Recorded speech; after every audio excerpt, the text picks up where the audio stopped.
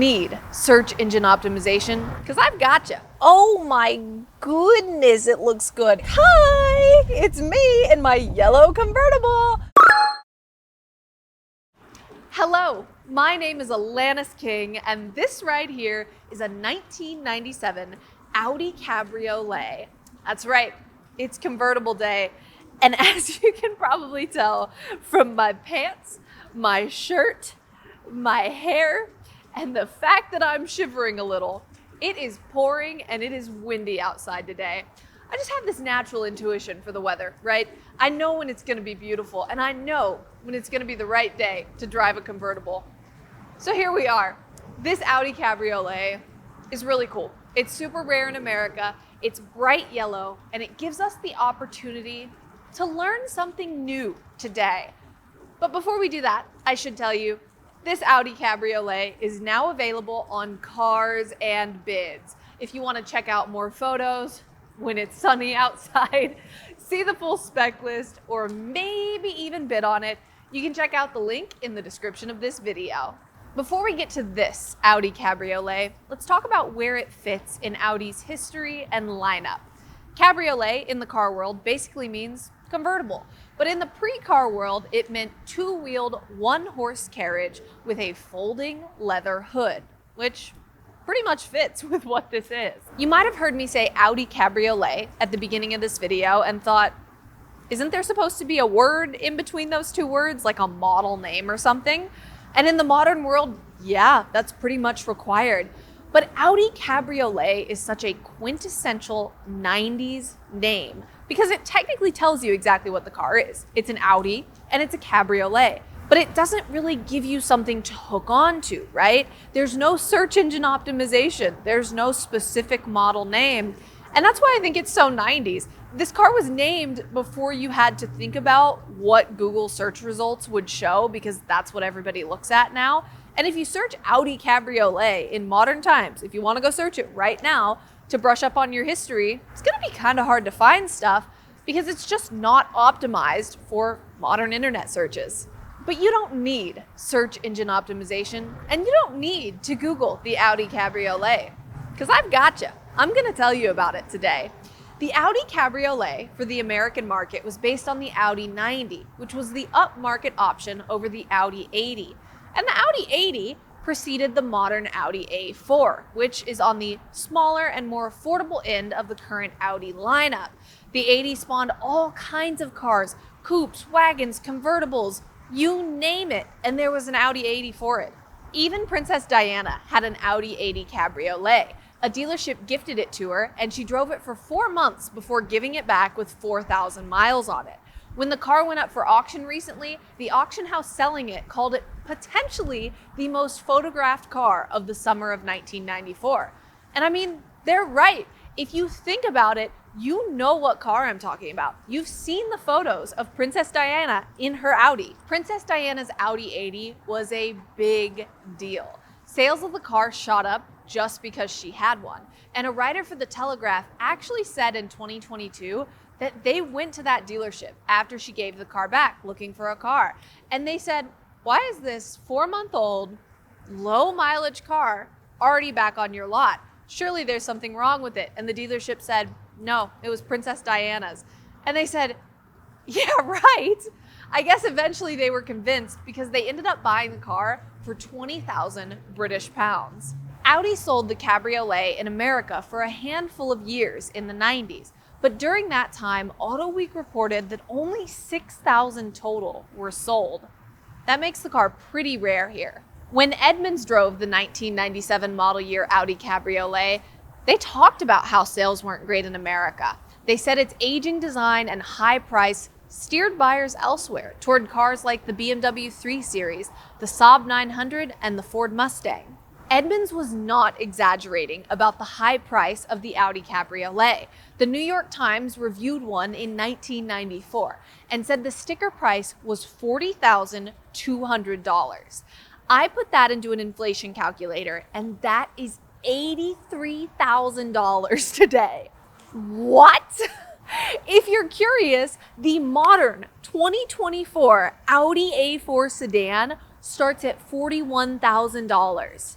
in today's money. So it's the late 1990s. The Audi Cabriolet is too expensive and not as contemporary as its peers. And there's a new two-door Audi on the way, the TT. The Audi TT concept debuted in 1995, and by 1998, the production version was here. And it looked surprisingly similar to that concept, which is not the case with a lot of cars.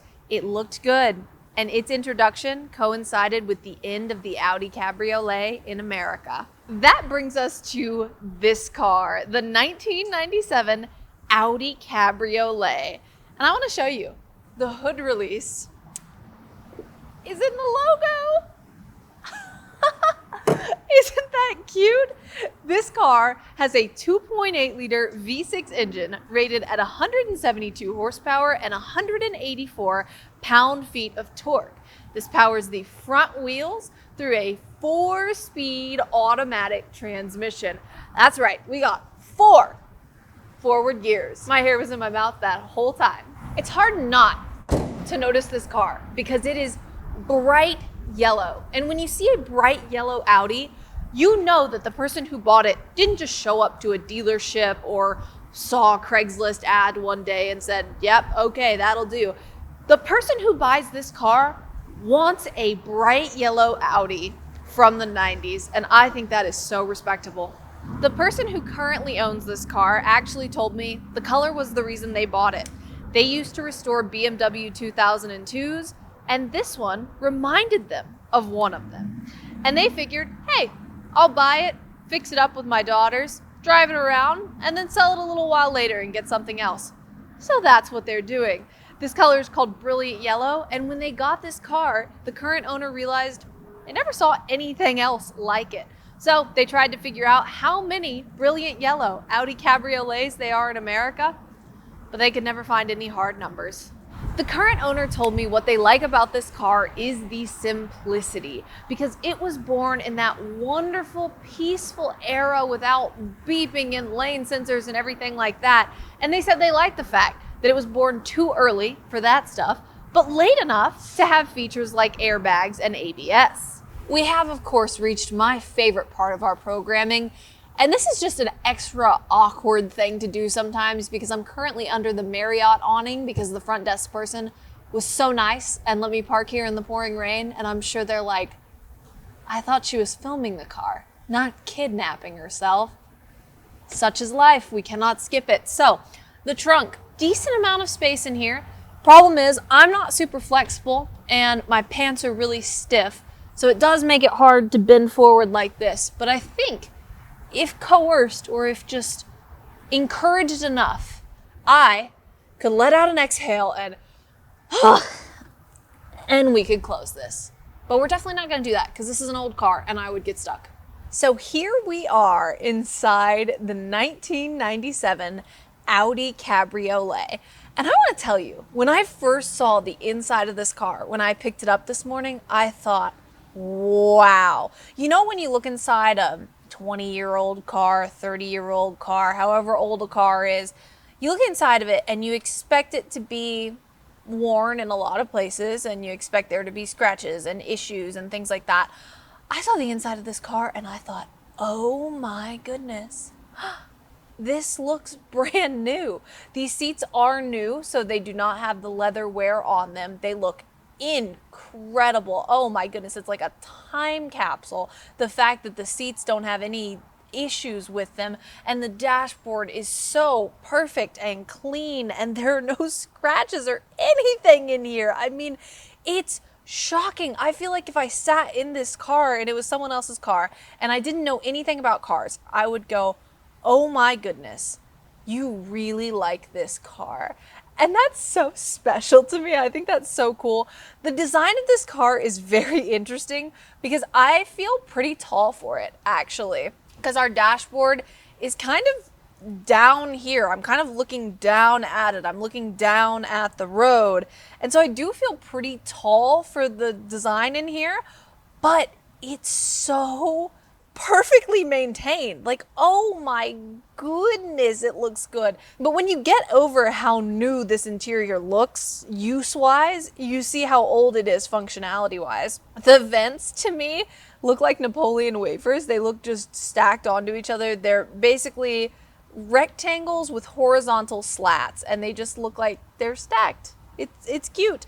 And then you notice that you don't have an all lock or an all unlock button for your two doors. So if I am driving this car and I need to let someone in and the passenger door is locked, I have to reach over and let them in. There is not an all lock or an all unlock button. The convertible top button is right here in the middle, so I would pull with my fingers and it would just automatically go back. And I saw it work earlier, looked great. I mean, it's actually pretty impressive to see a 90s car with an automatic retractable roof, because when I looked at the Miata RF when it came out, I thought, you know, it's great, but also wouldn't all the little parts break? It's so nice to remember that this is an older car and I can still automatically put the roof back on it and not have to touch it. Looks great, super cool. Then all you do is press it and it comes back down. If it were a nice day outside and I did want to retract the roof, this car actually has a screen in the trunk that you can put over the back seats and lift up to block the wind behind you. If it were a nice day and I didn't want all of that wind in my ears, I can just put that screen up. I think the number one thing I notice in this car, aside from how really, really good this interior looks, just overall quality and how it's been taken care of, aside from these new seats, the thing I notice in this car is the wheel. There is something about old car wheels. I feel like new car wheels are really thick and just too much. And older car wheels, even in the era when we had airbags in the wheels and they're big in the center, there's less of them there. And older car wheels look so good to me. And this one in particular, I mean, it's an all black wheel. We have the little red Audi logo down here and we have the central rings right here. And it just looks so simple and clean and I love it. So now I'm in the back of the Audi Cabriolet and honestly, it's not that bad back here. I'm 5'8.5" and my head is slightly grazing our roof right here when I'm sitting straight up. Now, if I had a little slouch going, I wouldn't quite hit it. And I'm gonna pull this driver's seat back, if I can, and see how cramped it is in here. This is not any worse than sitting in an airplane. My knees do touch the driver's seat. My head grazes the ceiling, but it is not that bad back here. It is livable. And what you'll notice is because these front seats are new, they have zero creases on them at all. In the back seat, people have been back here. People have sat back here because the back seat is the one with the old classic leather creases and the wornness. Honestly though, if you never sat back here, you wouldn't even notice that any seats in this car were worn at all. It is time to drive the 1997 Audi Cabriolet. And let me tell you, I always love driving cars. I'm always excited to drive a car, but I am particularly excited to be out of the wind and the rain because it's not cold outside. But I set up all of my camera equipment earlier to film because it was sprinkling and I set up all my umbrellas and my camera equipment. It just started downpouring and it was not supposed to downpour on the radar. It was just supposed to sprinkle and be fine. And so I just got covered. And so I've just been doing this video wet for a few hours. And now I am inside a vehicle and that is so exciting. Let's drive it. Like I said earlier, this car has a 2.8 liter V6 with 172 horsepower, and it has a 4-speed automatic transmission. And I actually do not know if I have ever driven a 4-speed automatic because I drive a lot of modern cars. You know, I'm usually the person driving the modern cars. There was only one really modern car with, well, not modern, but only one really fairly newish car that had a 4-speed automatic, and that was the Dodge Journey. I have driven a 4-speed automatic. I drove the Dodge Journey. Oh my goodness, the Dodge Journey is a topic for another time. I cannot think to speak of the horrors of the Dodge Journey. But it's so bizarre being in an older car and having it be so quiet. Like, this car is very quiet, very, very smooth on the road. Oddly, when you go over bumps and dips or anything like that, the suspension's actually pretty nice. It doesn't rustle. It's pretty fluffy. It feels great. Now, the thing about this 4-speed automatic is you get into it and you know it's a 4-speed auto, but you kind of forget.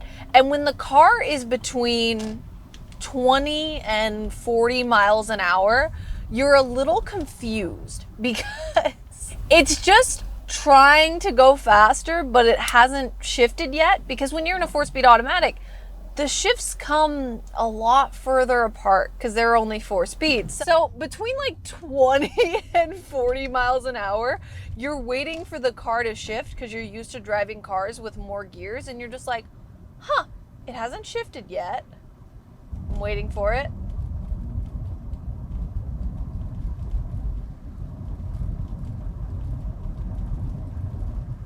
No, I still haven't heard or felt it shift yet. It's not that any part of the ride is rough or anything while you're waiting for it to shift. If you're just used to driving newer cars, it's just a weird feeling to be waiting for the car to shift because usually you're getting through more gears than that. So to wait for it to shift is a little like, huh, what's going on here? But I'm on a really, really rough road right now, and there is a little bit of road noise. But honestly, the car feels really, really smooth over it. And the car feels great over all of these wet roads because it has been pouring all day. It's very quiet. I would say, like I mentioned earlier, my seating position is very, very high. Maybe there's a way to lower this seat under me that I have not discovered yet. But my seating position is very high, so I do kind of look down at the road in this car. Again, I'm 5'8.5", so I'm kind of looking down at the road in this car. But it's easy to get used to. This was, back in the day, a luxury car, and it still feels pretty nice and luxurious in here. I mean, it's a nice car.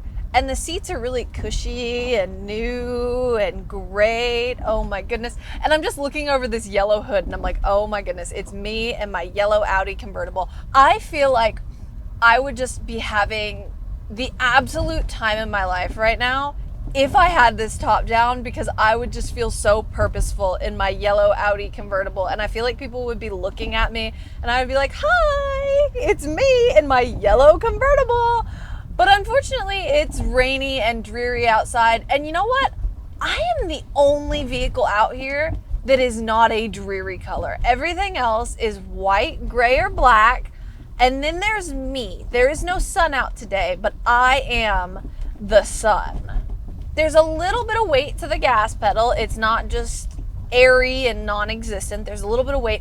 The brake pedal is actually has some weight too. Like, it's light at the top, but as you get toward the bottom of the brake pedal, it gets kind of heavy down there, and I think that's a nice feeling. I always love when you can feel the pedals and the steering wheel in a car, because I do think we always need to be reminded of the act of driving and the fact that we're doing something that could potentially be dangerous. So I do like when you can feel the pedals and you can feel the wheel. But overall, I mean, especially at the top of these pedals, they are quite light. The gas is quite light at the top, the brake is quite light at the top, and then they get progressively kind of heavier as you press down on the pedal. You buy this car because you specifically want this car, and I think everyone around you can look at this car and know that you bought it because you really wanted it specifically, and there is a story there. And I was talking to the current owner, and they said they were driving it around once, and someone drove next to them for like 2 miles, and they thought,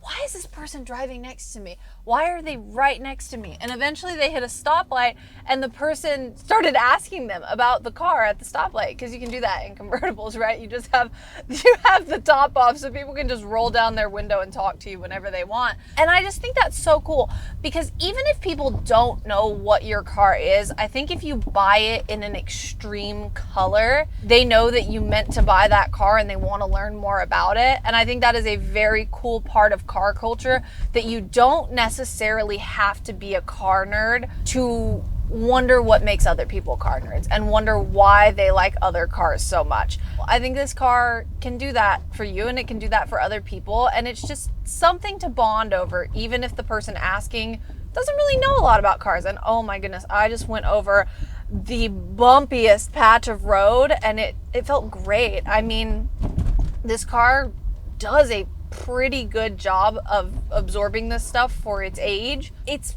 comfortable to drive, and like I said, I wish I could drive this car hard. I wish I could tell you, oh my goodness, I'm going into all these turns, but one, there are not a lot of roads like that in Texas, and two, this weather is torrential, and it is just not a good idea to get in a car you don't know very well, you have not driven for very long, and just start throwing it around when the weather is like this. Not something we should do. But I think this car is so cool. I think it has a very cool history. It's rare in America. Like, this color is obscure. You have a story to tell when you're in this car, and I think that's cool. I enjoyed learning about it. I hope you enjoyed learning about it. That's what we're here to do. So that was the 1997 Audi Cabriolet. This car is stunning. It's so well taken care of. It's so bright yellow, and it's so rare in America. I'm obsessed with it. And if you're interested in it too, it is now available on Cars and Bids. You can check out more photos, see the full spec list, or maybe even bid on it at the link in the description of this video. Otherwise, we'll see you next time. Now I'm gonna go dry off.